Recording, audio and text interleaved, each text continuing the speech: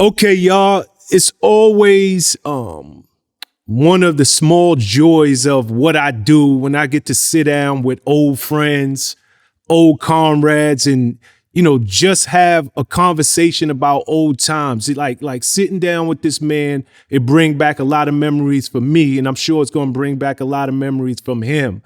Please welcome, one of the dopest spitters I've ever met, Atlanta's own, my brother Jody Breeze. What up, Jody? What's up with it, Brody? How you doing? I'm good. Good to see you, my brother. Same here.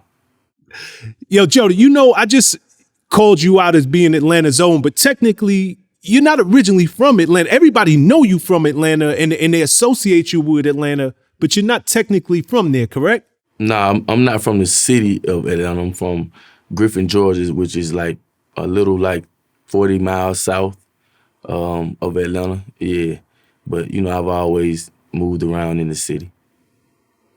Okay, Griffin, Georgia. I never heard of it. Is it more country?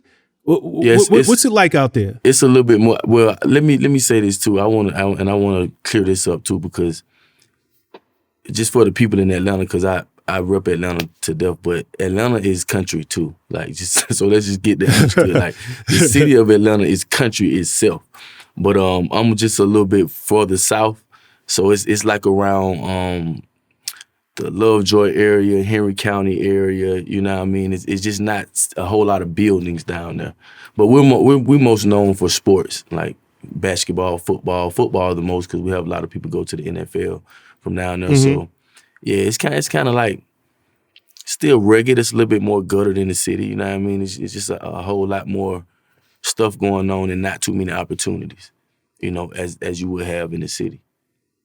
Got you. Is it real family oriented? Yeah, it's very family oriented. It basically it's like got a whole lot of like, how could I say this without being? It's a lot of white people down there, man. You know what I mean? You know how you got your cities, your big cities, and then you have your surrounding towns. Yep, suburbs. Yeah, and they kind of run everything down there, and that's kind of a big deal with me too, because I be trying to, speak on a lot of stuff and try to keep a lot of things that's going on in that city. I try to use my platform to let people know like what's going on down there too, because there's a lot of stuff that needs to be spoken on and needs to be looked into for sure. Yeah. Mm-hmm. So I represent for that. You know what I mean? I just be trying to do my part. Yo, so I never asked you that. Speaking of family, what kind of family did you come from? You come from a 2-family household? You got brothers and sisters? Yeah, I actually, I had a stepdad. He passed probably like 4 years ago. He was a truck driver and he became a pastor. My mother is a school teacher right now.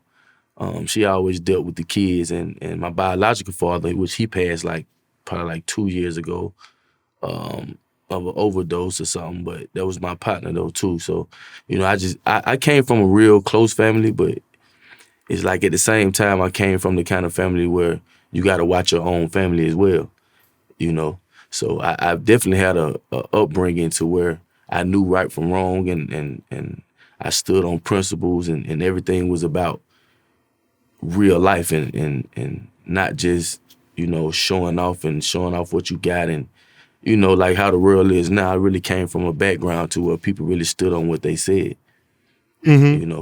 And it stuck with me.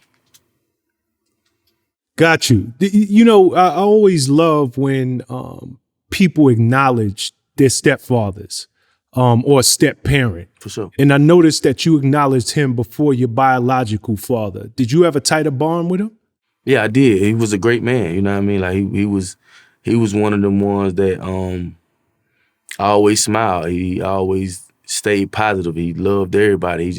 He lived with love. You know what I mean? So we was very close, and it kind of hurt me when he left, but I knew I had to hold everything down for the rest of the fam. But yeah, he was a real one. I most definitely wanna give him his flowers. He was a real one, for sure. Yeah, I love when especially males, children, acknowledge that figure, even if it wasn't your biological father, but that one who stepped in and took on the role. Right. Whether you had their blood flowing through your veins or not. So, salute to him For sure. for stepping up and being that man. Yeah, he was a man's man. And him and my mom was together like 30-something years too. So it's like he taught me a lot about like being a man. And even relationships with him and my mom. It's just, you know what I mean, with women and, like how life is in general. You gotta stand for something, man. You gotta take care of your peoples. Absolutely. What kind of kid was you? Was you a good kid? Was you a bad kid? Terrible. It sounded like you could. Terrible. I didn't expect that answer. Terrible. But see, look, I was a good kid, but I was always like misunderstood because I knew I had something that other kids didn't have. You know what I mean? I always was able to, just do whatever I wanted to do without feeling like I'm trying to do whatever I want to do. You see what I'm saying? It's like, when you're young and you feel like I'm going to be somebody regardless of what anybody tell me. And, Yep. I grew up like that. I was terrible in school, always, all the way to like, I say I was probably pretty good until 3rd, 4th grade, but once I was able to smell a female and, come outside and play a little longer, you know what I mean? I started feeling like I had something to give to the world, Got you. That's one of the things, and they say you can always pick the winners right at the starting gate. And what I mean by that is the people who do great things in this life, it don't matter what their surroundings are, what their environment is, they always dream so much bigger than where they're at. Right. So even you being in a rural town outside of Georgia, just acknowledging like, yo, even though I was there, I just dreamed bigger. I just knew I had more in me. Right. That's a common trait amongst people who do big things. Right. And I was there. I want to give a shout out to Homestead, Florida too. Florida City, Goose, Piranhas, the whole South Miami too, because I grew up out there too, majority of my life as well.